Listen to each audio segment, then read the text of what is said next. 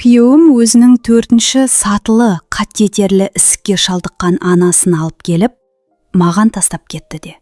Өзі 1 жылға созылатын іс сапарға аттанып кетті. Мен ол кісіні жалғыз өзім бақтым. Ұйқысыз түндерді өткеріп, жөргектерін ауыстырып, сағатпен күшті ауырсынуды басатын дәрілерін беріп отырдым. Өлер алдында енем қолымды қатты қысып, «Қызым, ауылға бар. Ондағы жазға ас үйде. Картоп сақтайтын жәшіктің астын қас», деп сыбырлады. Жерлеу рәсімнен кейін 1 апта өткен соң мен жолға шықтым. Жарты метр тереңдікте күрек темірге тиді. Мен жерді қолыммен аршып жібергенде, оның 30 жыл бойы жасырып келген затын көріп, төбе шашым тік тұрды. Оқиғаға терең бойламас бұрын өзіңіз туралы 1-2 ауыз сөз жаза кетіңізші. Қай жақтансыз және жасыңыз нешеде? Қазір менімен бірге болған әрбір жан мен үшін қымбат. Тыңдауларыңызға жағымды сәт тілеймін. 1986 жылдың қаңтар айындағы боранда Айсұлу ханым аудандық ауруханадан Қордай кентіне, әлеуметтік қамсыздандыру бөліміне анықтама алу үшін барып, қайтып келе жатқан еді. Кенет қызметтік есіктің алдынан әлсіз дыбыс естіді. Алғашында марғаума деп ойлаған, бірақ дыбыс басқаша, тым аянышты, әрі адамның даусына ұқсайтыны сонша, ол селтиіп тұрып қалды. Қарды қолғабымен аршып жіберіп, есінен танып қала жаздады. Қаңылтыр қораптың ішінде мақта матадан жасалған көрпеге оралған, суықтан көгеріп кеткен, кіндігі де әлі түспеген жаңа туған нәресте жатыр екен. «Сәбит мырза, қарашы», деп сыбырлады ол, Ақбұлақ ауылындағы үйіне кіріп келе жатып, ораманы біреу тартып алатындай кеудесіне қатты қысып алған. «Қарашы, мен не тауып алдым». Сәбит мырза сөзге сараң, қолдары балтамен соқаға иреген мықты адам еді. Ол шырағданын шетке қойып, әйеліне кәдімгі қысқы кеште керемет бір ғажайыпты көрген адамдай таңдана қарады. Тірі, әзер тыныс алып жатыр, бірақ тірі. Әрі кетсе 3 күндік сәби, Құдай сақтасын. Сәбит мырза комсомол кезінен бері мешітке бармаса да іштей дұға етті. Мұны кім істеді екен? Білмеймін, енді оның қандай айырмашылығы бар? Олар сәбиді түні бойы пештің жанында жылытты. Ешкінің сүтін тамызғышпен ішкізіп, ұйықтап қалудан қорқып, кезектесіп қолдарына ұстап шықты. Таңға жуық баланың реңі кіріп, өзін тым ұзақ күттіріп қойғандарынан наразы болғандай, бар даусымен шыңғырып жылай бастады. 10 жыл бойы перзент сүйе алмаған ерлі зайыптылар бір-біріне қарап, еш сөзсіз бәрін түсінді. Аудандық халыққа білім беру бөлімі мен сот арқылы рәсімдеу жұмыстары 3 айға созылды. Баланың есімін ауылдық кеңесте төрағаның үстелінің үстінде суреті ілулі тұрған халық батыры Бауыржанның құрметіне Бауыржан деп қойды. Айсұлу ханым іштей батырдың есімі балаға күш пен тектілік сыйлайды деп үміттенді.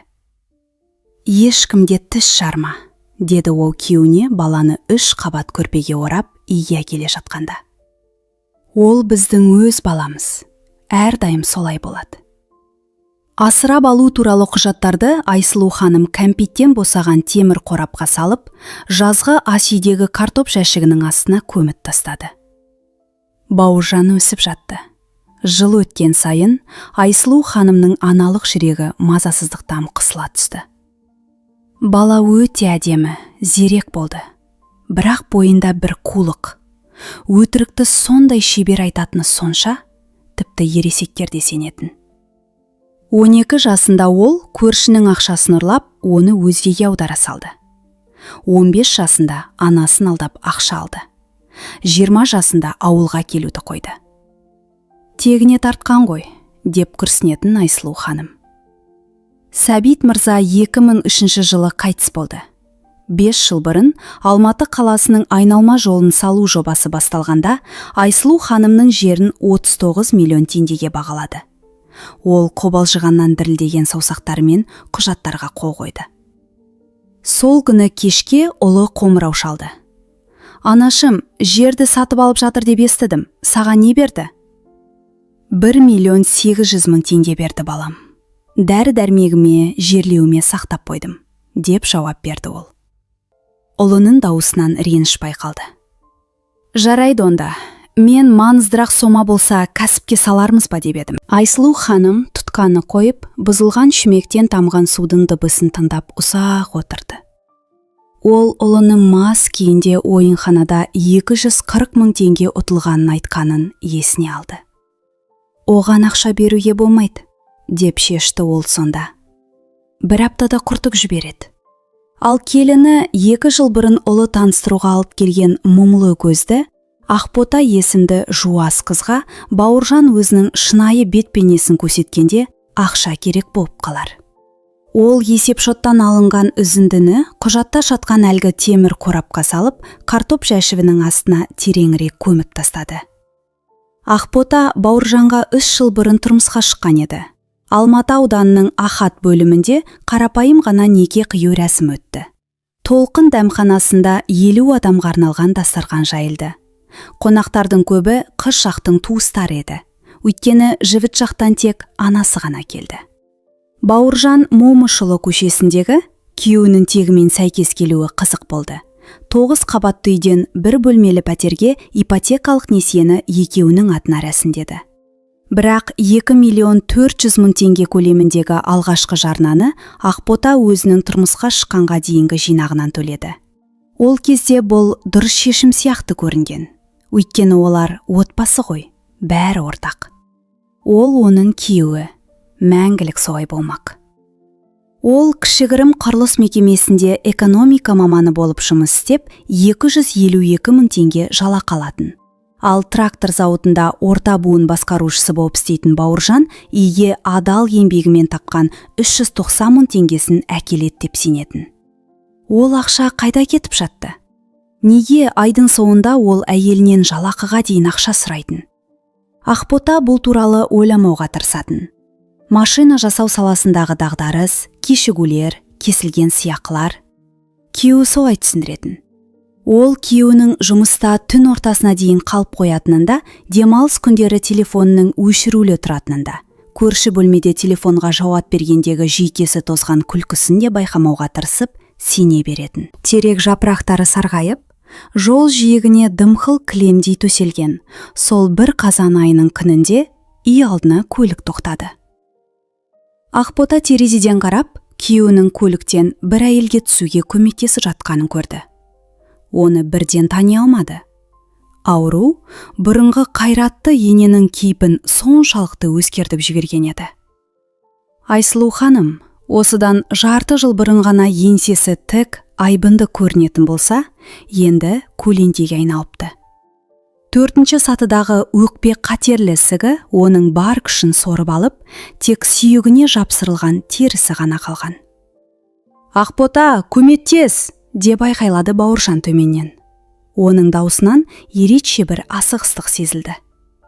Пәтерге кірген соң ол анасын диванға отырғызып, жастықтарын тым қатты бәйек болып түзетіп жатып, әйелінің көзіне қарамай сөйлеп кетті. Мені 1 жылға Вьетнамға жіберіп жатыр. Вьетнамдықтармен бірлескен жоба. Трактор құрастыру. Бұл үлкен мүмкіндік Ақбота. 1 жылға берілетін іс-сапар шығыны шетелдік ақшамен төленеді. Ол естігеніне сене алмады.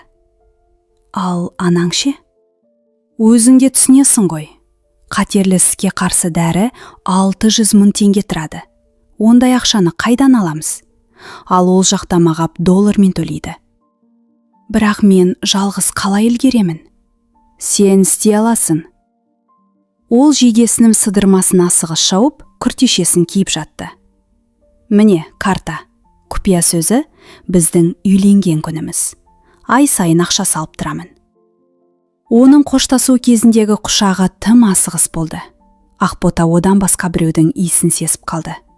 Өткір гүл иісті әтір. Өзінікіне еш ұқсамайды. Ол кетіп қалды қызым, деп сырылдады диванда жатқан енесі, есік жабылған кезде. Баяғыда кетіп қалған. 3 ай 3 ғасырға созылғандай болды. Ақбота таңғы сағат 5-те тұрып, ененің беті қолын жуып, жүргегін ауыстыратын. 1 апталық жүргек 7200 теңге тұратын. Оған езілген ботқаны қасықпен, тым болмаса аздап жытшы деп жалынып отырып ішкізеді. Содан кейін ғана көзінің астындағы ісікті ешқандай бояумен жасыра алмай жұмысқа қарай жүгіреді. Бастығы оны 2 рет шақырып, жұмысқа кешігуімен есептердегі қателіктері үшін жұмыстан шығаратынын ескертті. Бірақ ол не айта алады? Енесінің түнде қан құсып, көрші бөлмеде өлім аузында жатқанын ба? Түнде Ақбота ененің денесі тесілмеу үшін оны 2-ші қырына аударып, ауырсынуды басатын дәрі беру үшін және ерніндегі қанды сүрту үшін әр 2 сағат сайын оянатын. Күйеуінің картасына небары 210 мың теңге ғана түсетін. Қалғаны салықпен сақтандыруға кетедіміз. Ақбота, жағдайың қалай? Деп сұрайтын ол, жексенбі күндері экраннан күнге киген, демалған кейіппен көрініп. Үлгеріп жатырсың ба? Иә, деп жауап беретін ол, қараңғы терезеден өзінің жүдеген жүзін, жиналмаған шашы мен сөнген жанарын көріп тұрып. Үлгеріп жатырмын. Оның жинаған ақшасы таусылды. 1,80,000 теңгесі бар еді. Тек 72 мың теңгесі қалды. Содан кейін құрбысынан 300 мың теңге қарыз алды. Сосын 600 мың теңге шегі бар несие картасын пайдаланды. Желтоқсанның сол бір түнінде енесінің кезекті қан аралас жөтелінен кейін Ақбота еденді жуып болып көзіле алмады. Келесі ақша түскенше дәріге жетем екен деп есепшотты тексеру үшін телефонын алды. Банк қосымшасын ашты. Олар иленгеннен кейін есепшоттарын бөлектемеген еді. Сол сәтте оның әлемі асты үстіне түсті. Төлемге жасалған жерлер: Шымбұлақ, Бурабай. Дәмханаға 72 мың теңге. Қонақ үйге 1 түнге 168 мың теңге. Дүкенге 534 мың теңге. Соңғы төлем осыдан 1 сағат бұрын. Ол едендегі құсықты тізерлеп тұрып, сүртіп жатқанда жасалған. Саусақтары өздігінен үйлену тойының суреттері үшін күйеуі құпия сөзін берген ортақ сақтау қоймасын ашты. Демалыс 2024 деген бума тұр. Қарлы таулар, шыңдарға қарайтын жүзу бассейні, аппақ қалаттар жайылған сәнді бөлме және қымбат шаңғы костюмін киіп, қолына шампан ұстаған сары шашты әйел.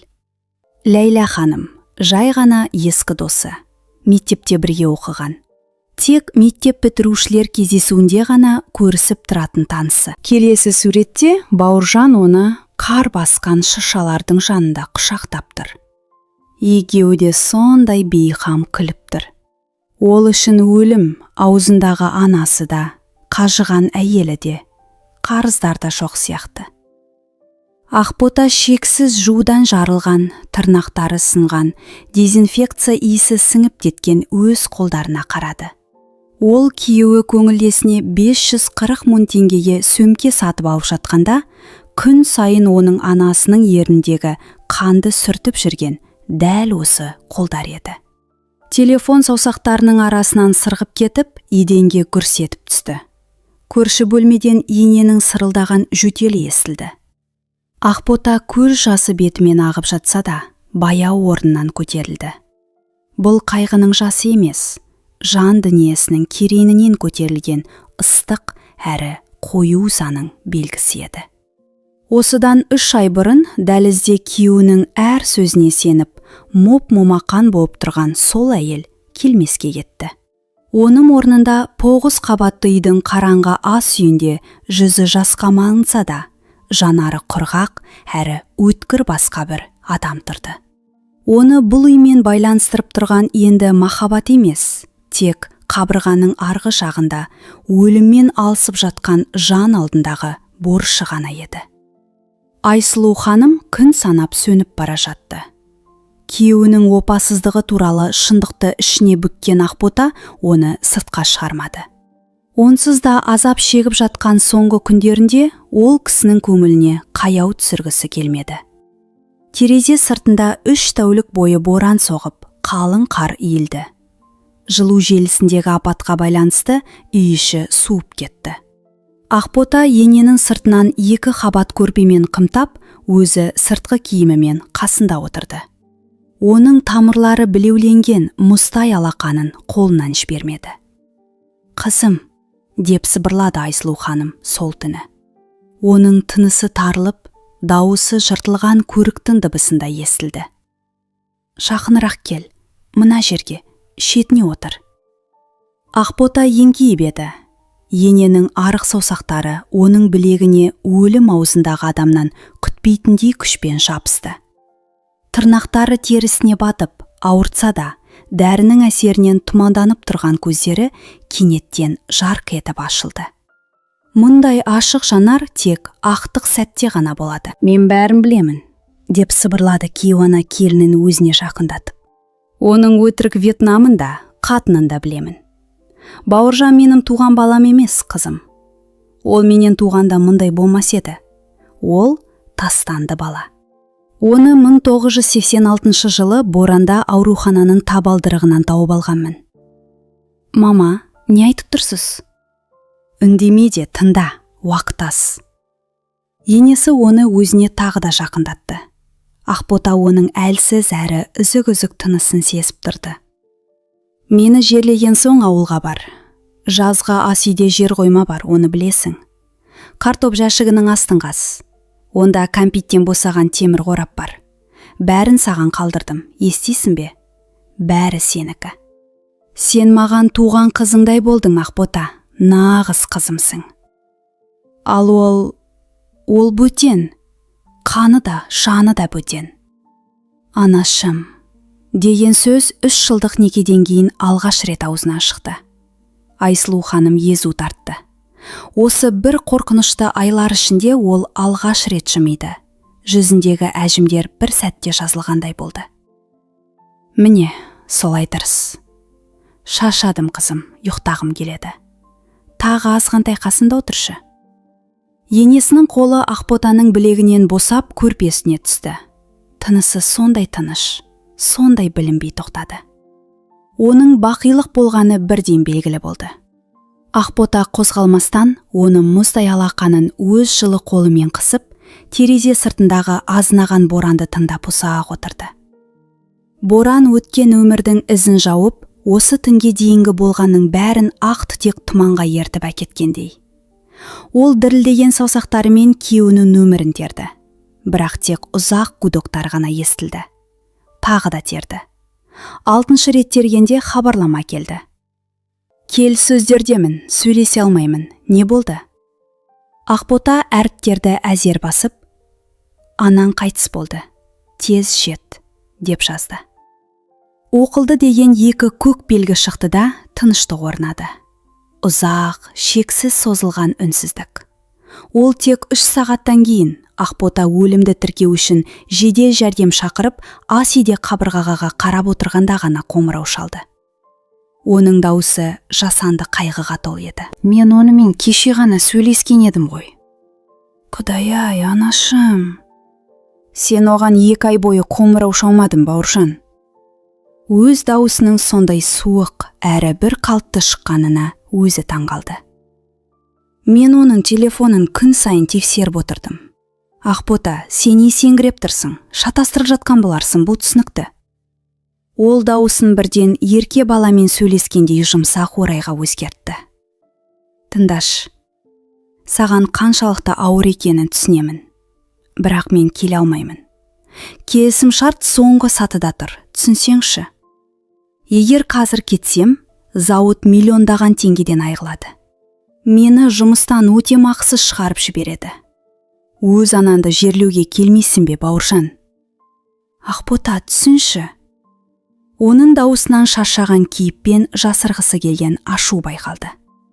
«Азғантай шыда, мен бәрін өтеймін, ант етемін. Әрбір тиынына дейін қайтарамын». Ауылдан таңсәрден бағыттық автобуспен келген 3 көрші, Қонаев қаласынан келген Айсұлудың бірер алыс туысы және Ақботаны қолдауға келген әріптестері болды.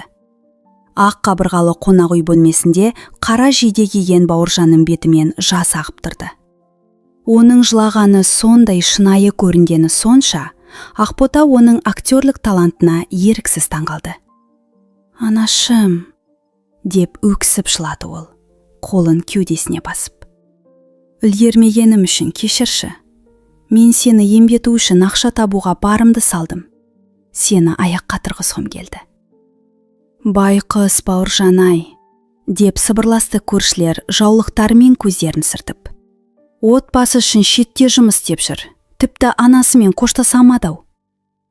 Тағдыр ғой, қандай жақсы ұл, деп басын изеді Қонаевтан келген туысы.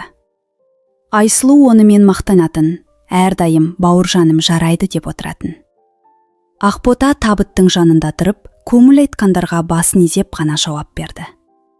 Осы бір виртуалды қойылымды көргенде, оның іші жиіркеніштен алай-дүлей болып жатты. Осы көз жасының артында Шымбұлақтың таулары мен сары шашты елдің құшағы жатқанын ол ғана білетін. Анасын ақтық сапарға шығарып, оның 7 мен 40 өткізуге 522 мың теңге жұмсалды. Бұл несие картасындағы соңғы ақша еді. Үйдің жанындағы дәмханада берілген асқа тағы 210 мың теңге кетті. Ақбота бұл ақшаны тағы да құрбысынан қарыз қалды. Ол құрбысы қазір Ақбота қоңырау шалса, ауыр күрсінетін болған. Осы уақыттың бәрінде ол робот секілді қимылдады. Жұрт алдында бір тамшы жас шығарамады. Себебі оның барлық жасы 3 ай бойы өлім аузында жатқан адамның төсегінің жанында таусылған еді. Анашымды қаладағы зиратқа жерлей сал, сонда барып тұру оңай болады, деп жазды Бауыржан жерлеу алдында. Ақбота жауап берген жоқ. Бұл хабарламаны оқып отырып тек ащы жымиды. Ол Айсұлу ханымның өз ауылына өмір бойы тұрған, картоп жәшігінің астында соңғы құпиясы жатқан туған жеріне оралғысы келгенін білетін. Ақбота енесінің аманатын орындап, оны ауылға апарып, Сәбит мырзаның қасына жерледі. Содан кейін бағыттық автобуспен Қордайға жететін бұзылған қысқы жолда әр шұңқырға түскен сайын селкілдеп келе жатты. Шаруа қожалығының көлігімен Ақбұлақ ауылына жетті. Төлегеновтердің ескі үйі ауылдың шетінде, жыраның жанында тұр еді. Қарайған қоршау, қураған шөп басқан аула, терезелері жабылған. Ақбота қақпаның тот басқан құлпын әзер ашты. Үйдің ішінен адам тұрмағандықтан шығатын суық иіс аңқып тұрды. Ол төргі бөлмеге өтіп, Айсұлу ханым мен Сәбит мырзаның жас кезіндегі суретінің алдында тізе бүгіп, іштей дұға бағыштады. Содан кейін шкафтан тапқан ескі көрпелерге оранып, түн ортасына дейін отырды. Ұйықтаған жоқ. Желдің гуілін, шатырдағы дыбыстарды тыңдап, таңның атуын күтті.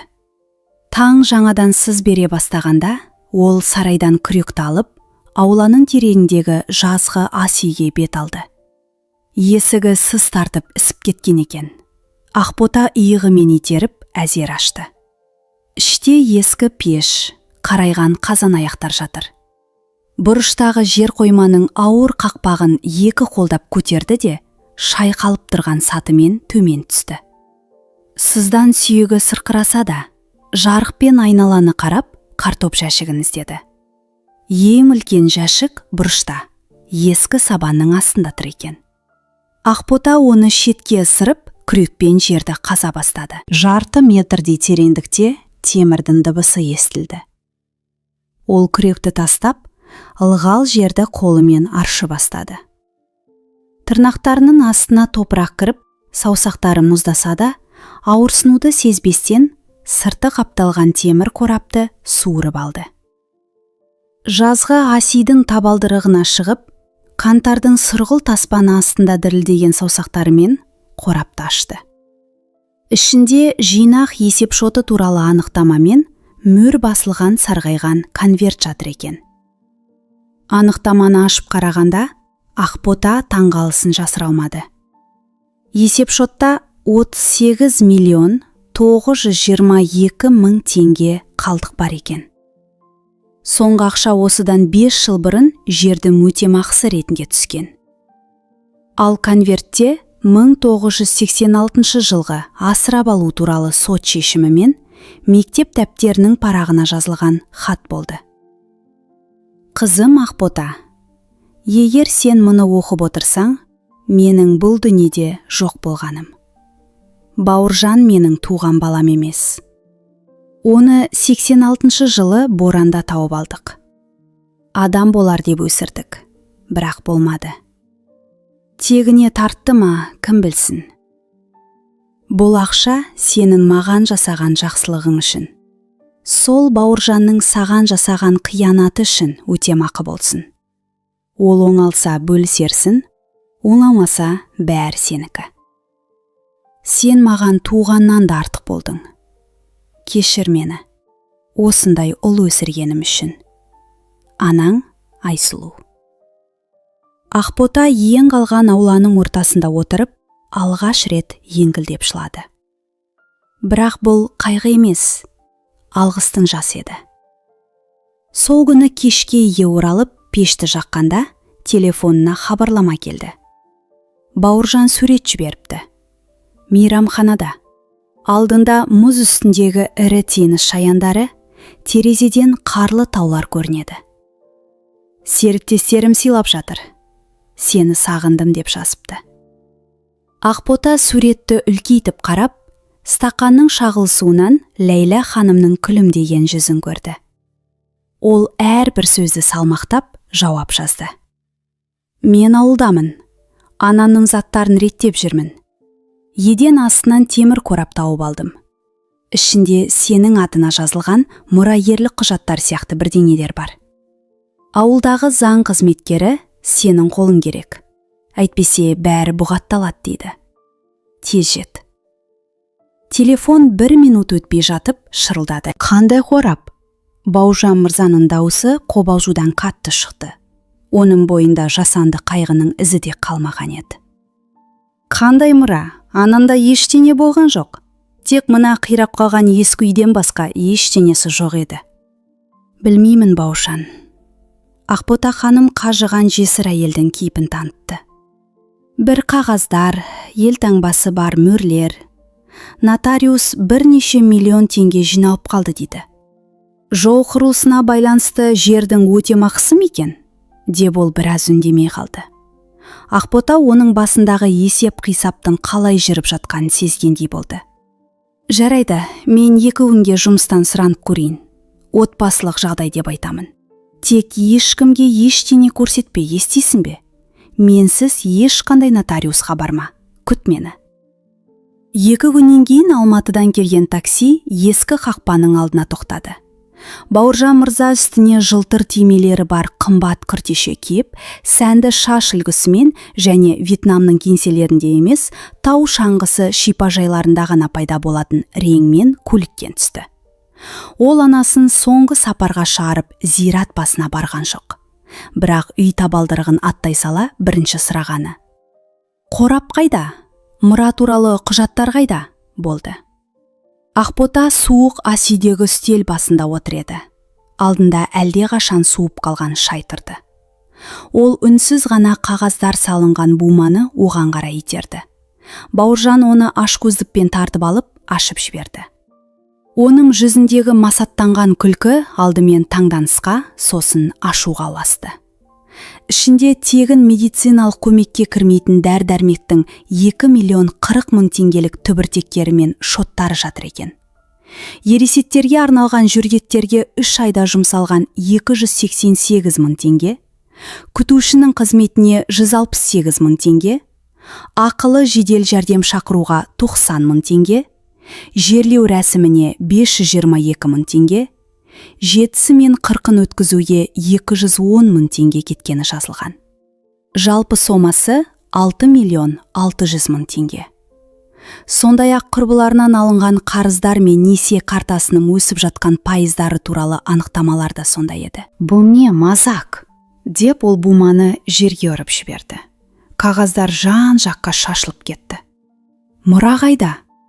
"Бұл сенің ананды емдеуге және жерлеуге кеткен шығындар." Ақбота оған байсалды қарап, көзін тайдырмады. "Мен барлық жинаған ақшанды тиынына дейін жұмсадым және қарызға баттым. Сен оның ұлысың. Ең болмағанда жартысын өтеуге міндеттісің. Сен есінен ауысқансың." Деп оның беті қызарып, мойын тамырлары білеуленіп кетті. Менде ондай ақша жоқ. Бәрі жобаға салынған, бұғаттаулы. Мен саған түсіндірдім ғой. 480 мың теңгелік күртеше алуға ақшан жетіпті ғой, деді Ақбота оның терезеден түскен әлсіз жарыққа шағылысқан киіміне иек қағып.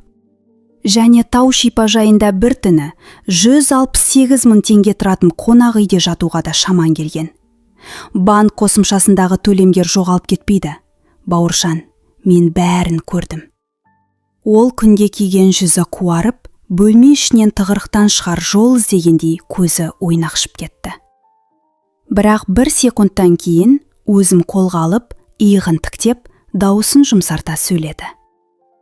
Жарайды, мұны реттейміз, міндетті түрде. Бірақ қазір бастысы басқа. Анамның ақшасы қайда? Сен мұра туралы, миллиондар туралы айттың ғой. Ақбота күйеуіне оның ашкөздікке толы жанарына қарап тұрып, мынаны анық түсінді. Бұл адам 30 жыл бойы өзін ұлын деп атаған әйелді емдеуге және жерлеуге бір тиын да төлегісі келмейді. Оны тек өзіне не бұйыратыны ғана қызықтырады. Ақбота сөмкесінен құжаттардың көшірмесін шығарды. Түпнұсқаларды ол Алматыдағы банктың ящығына алдын ала сақтап қойған болатын. Асырап алу туралы сот шешімі мен туу туралы куәлік Бауыржанның алдына қойылды. Ол қағаздарды күдікпен алып, ернін жыбырлатып оқи бастағанда жүзі өзгеріп кетті. Алдымен таңданыс, сосын сенімсіздік. Соңында бүкіл бет әлпетін бұзған қорқыныш пайда болды. Бұл не? Деп оның дауысы қарлығып шықты. Жалған бұл. Бұл 1986 жылғы сот шешімі.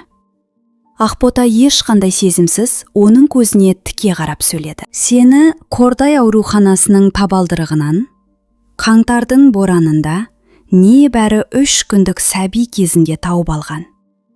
Айсылу анаң мен Сәбит әкең сені асырап алып, бұл құпияны өмір бойы сақтаған.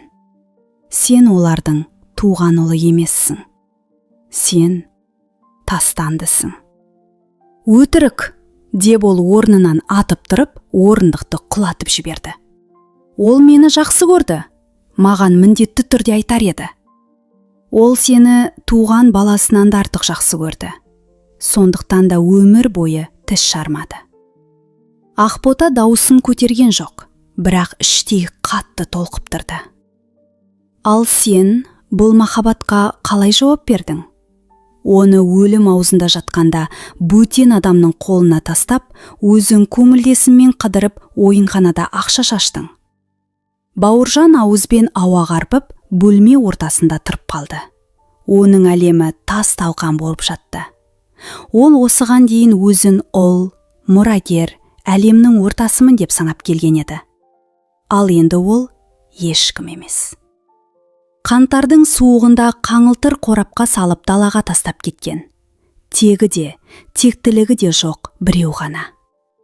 Ол басын ұстап, орындыққа сылқ ете түсті. Бөлмеде біраз уақыт тыныштық орнады. Жарайды, деді ол ақыры басын көтеріп, қызарған көздерімен Ақботаға қарап. Бұл шындық делік. Енді не болады? Менен не қалайсың? Ақбота келесі буманы шығарып, оның алдына қойды. Мен Алматыдағы жақсы заңгермен кеңестім. Заң бойынша асырап алынған бала туған баламен бірдей құқыққа ие. Сен бірінші кезектегі мұрагерсің. Бірақ мұрамен бірге қайтыс болған адамның барлық қарыздары да саған өтеді. Тиынына дейін. Ол тізімді жайып салды. Үйдің шатырын жөндеуге алынған 1.080.000 теңгелік өтелмеген несие. 3 жылдық коммуналдық төлемдердің 270.000 теңгелік қарсы. Және оның емделуіне кеткен 6.600.000 теңге. Бауыржан бұл сандарға ашумен қарап тұрды. Сен не ұсынасың? Деді ол тістеніп. Ақбота оның алдына некені бұзу туралы өтінішпен мүлікті бөлу туралы келісімді қойды. 3 жерге қол қоюы керек еді. Біз ажырасамыз. Сен маған және мына үйге қатысты кез келген мүліктік талаптан бас тартасың. Ал мен барлық қарыздарды өз мойныма аламын. Сен ешқандай міндеттемесіз, еркін адам болып кетесің. Бауыржан мырза қағаздарды зерттей бастады. Ақбота оның жанарынан есеп қисапты, басындағы жоспарлардың қалай құрылып жатқанын көрді. Бір жағында иен даладағы қирағани, қарыздар, асырап алынған бала екені туралы масқара шындық болса, екінші жағында бостандық пен Ләйлә ханымға кетіп, бәрін жаңадан бастау мүмкіндігі тұрды. Барлық қарызды өз мойныңа аласың ба? Деп сұрады ол, даусындағы жасырын үміт байқалып тұрды. Кейін ешқандай талап, алимент немесе арыз шағым болмай ма? Біздің ортақ баламыз жоқ. Алматтағы пәтер менікі, ол тұрмысқа шыққанға дейінгі ақшам алынған. Оны дәлелдеу оңай. Заң бойынша онда сенің үлесің жоқ. Қол қойда, еркін бол. Ол Ақботаның қолынан қаламды жұлып алғандай болып, қағазға асығыс, ірі қолтаңбасын қалдырды. Ол құжатты соңына дейін оқығанда жоқ. Ұсақ қаріппен жазылған 3-ші тармақты байқамады. Болды, деді ол күртешесін киіп, сыдырмасын жауып жатып. Мен кеттім. Мына қоқысты өзіне қалдыр. Маған керек емес. Тоқтай тұр, деді Ақбота оның артынан. Оның дауысы диагноз қойып жатқан дәрігердей сабырлы шықты. Тағы бір маңызды нәрсе бар.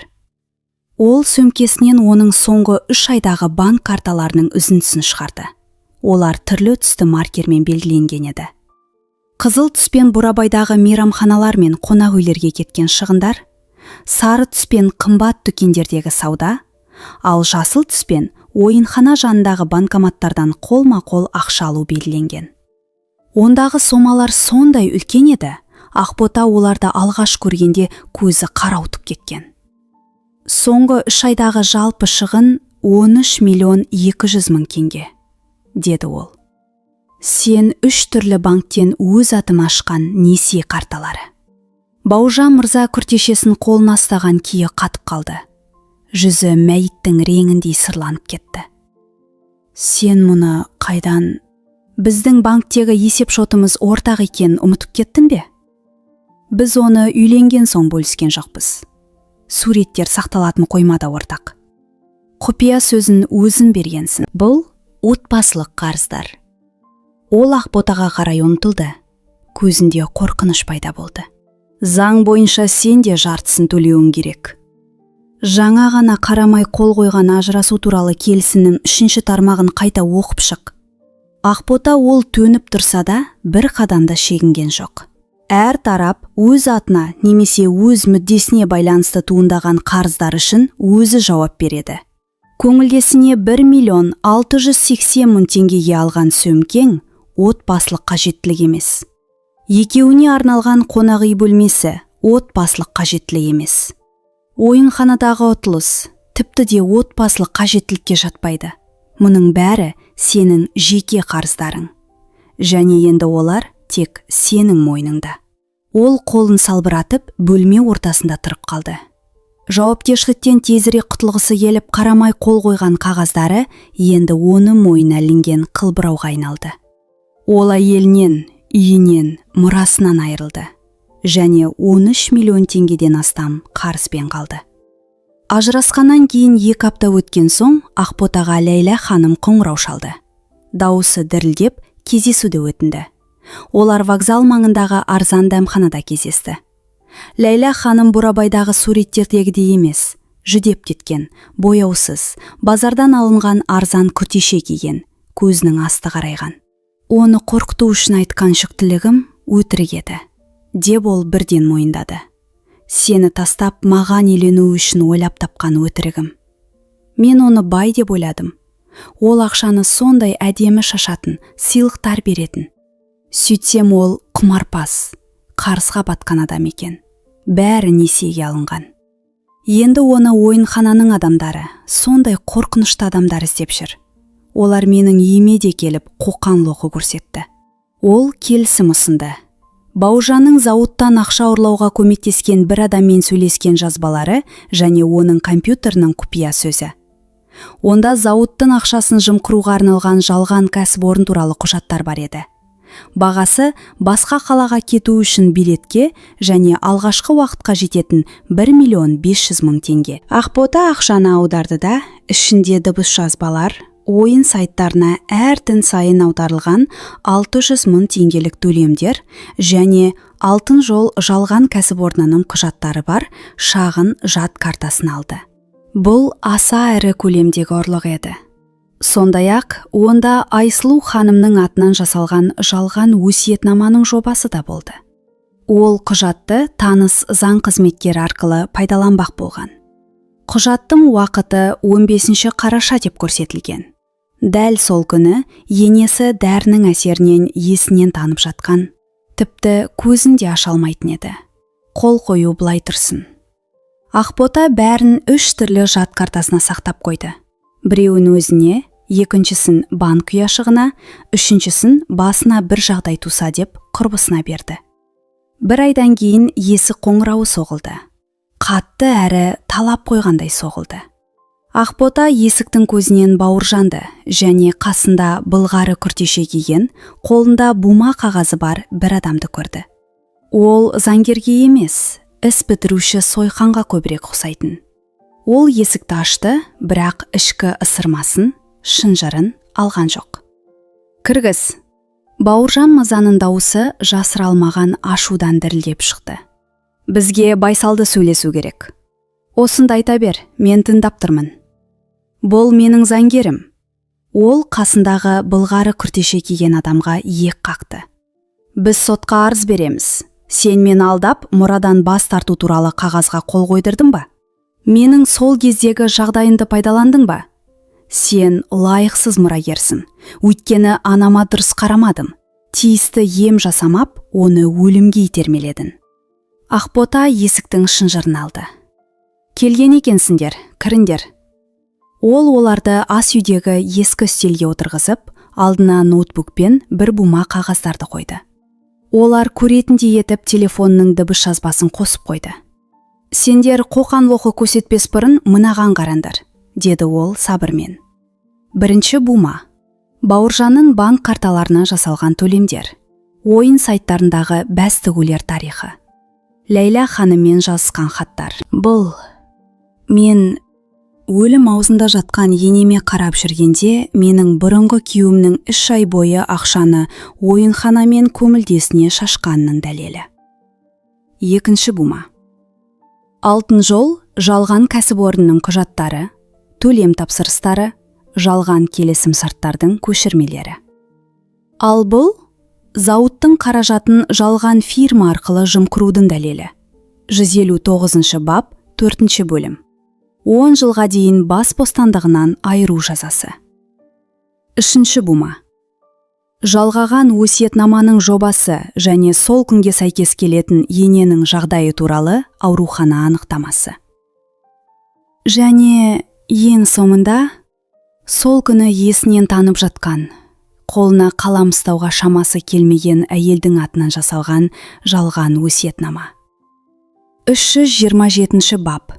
Құжаттарды қолдан жасау. Былғары күртеше киген көмекшінің түрі бұзылып, орнынан атып тұрды да есікке қарай шегіне бастады. Тыңда, бауырым, сен маған мұндай нәрселер туралы айтқан жоқсың. Мен бұған қатыспаймын. Бұл менің деңгейім емес. Ол есікті қатты тарс еткізіп жауып, пәтерден қашып шықты. Бауыржан орындықта бүрісіп, жалғыз қалды. Не қалайсың? Деп сұрады ол дауысы қарлығып, басын көтерместен. Сенен ештеңе керек емес. Ақбота оған ешқандай өшпенділіксіз, тек шексіз шашаумен қарады. Тек менің өмірімнен мәңгілікке жоғал. Егер тағы да бір арыз немесе қоқан-лоқы туралы еститін болсам, бұл құжаттардың бәрі сол күні полицияға және зауыт басшылығына жетеді. Ол еңкейіп, қарт адамдай баяу басып, есікке қарай беттеді. Есік алдында Ақбота оны тоқтатты. Айтпақшы, тағы бір нәрсе. Ләйла, ол сені осы айлар бойы жүктімін деп алдап келген. Ешқандай бала болған емес. Ол маған бәрін өзі айтып берді. 1,5 миллион теңге үшін сенің барлық құпияларыңды, жазбаларыңды, құпия сөздеріңді сатып жіберді. Қазір ол Шымкентте жаңа өмірін бастап жатқан болар. Сенсіз. Ол кілт бұрылды, жүзі ауырсынудан қисайып кетті. Ол отбасын тастап, қарызға батып, бүкіл өмірін қиратқан әйел. Оның өзін бір бума ақша үшін сатып жіберіпті. Дәл өзі өлім аузындағы анасын сатқандай. «Кет!» деді Ақбота, және есікті оның алдынан жауып тастады. Ол Бауыржанның баспалдаққа сылқ ете түскенін, сосын бірдеңе деп күңкілдеп төмен қарай теңселе басып кеткенін естіді. Бір айдан кейін оған Алматының орталығындағы заң кеңсесінен Рамазан есімді заңгер қоңырау шалып, Айсұлу ханымның мұрагерлік ісі бойынша кездесуді өтінді. Оның кеңсесінде Ақбота өзі күтпеген жаңалықты естіді. Айсұлу ханым осыдан 5 жыл бұрын 2 өсиетнама қалдырған екен. Екіншісі қаланың қақ ортасындағы Абай даңғылында орналасқан ата-анасынан қалған 3 бөлмелі пәтер туралы. Оның нарықтағы құны шамамен 54 миллион теңге еді. Өсиетнамада: егер Бауыржан мырза қайтыс болса, немесе мұрадан бас тартса, пәтер Ақбота ханымға өтеді деп жазылыпты. Айсұлу ханым ұлының қандай екенін білген, және оның бұл жауапкершіліктен өзі-ақ бас тартатынын алдын ала сезген. Ақбота заңгердің креслосында отырып, еңкілдеп жылап жіберді. Енесі бәрін білген, бәрін алдын ала ойластырып, оған тек ақша мен құжаттарды ғана емес, баспана да қалдырып кетіпті. Төбесі биік, терезесі республика алаңына қарайтын жарық пәтер. Бауыржан пәтер туралы естіп, бұрынғы полиция қызметкері арқылы әйелінің соңына түскен. Бір күні түнде ол мас күйінде қолына пышақ ұстап, есікті сындырып кірді. «Бұл менің пәтерім, ақша да менікі, сен менің өмірімді ұрладың». Ақбота Ләйладан ескерту алғаннан бері жанынан тастамайтын бұрыш балоншасын алып үлгерді. Оның бетіне шашып жіберген сәтте шуды естіген көршілер шақырған полиция да жетіп келді. Оның қолын қайырып кісен салды. Ол төменде сүйреп бара жатқанда: «Болмыстан бәрін ұрлап алды», деп айқайлап бара жатты. Сот Бауыржан мырзаны аса ірі көлемдегі алаяқтық, құжаттарды қошылдан жасау және денсаулыққа ауыр зиян келтіруге оқталу баптары бойынша 6 жылға бас бостандығынан айырды. Абай даңғылындағы пәтердің 1-ші қабатында Ақбота кішкентай кітапхана дәмхана ашты. Ағаш стелдері, жұмсақ креслолары бар, қалаған кітабымды алып күні бойы оқуға болатын жайлы орын. Қабырғада қарапайым ағаш шақтауда ақ қара түсті сурет ілулі тұр. Онда жас Айсұлу ханым мен күйеуі Сәбит мырзаның бақытты сәті бейнеленген. Суреттің астында жезден жасалған: «Айсұлудың үйі, жақсылығынан жауап күтпеген аяулы жанның құрметіне» деген тақтай шатыр. Дәмхана көп ұзамай танымал болды. Мұнда студенттер емтиханға дайындалуға, қарттар газет оқуға, ал жас аналар демалуға келетін. Ақбота өзі кофе қайнатып, келушілерге суреттегі әйелдің оқиғасын айтып беретін.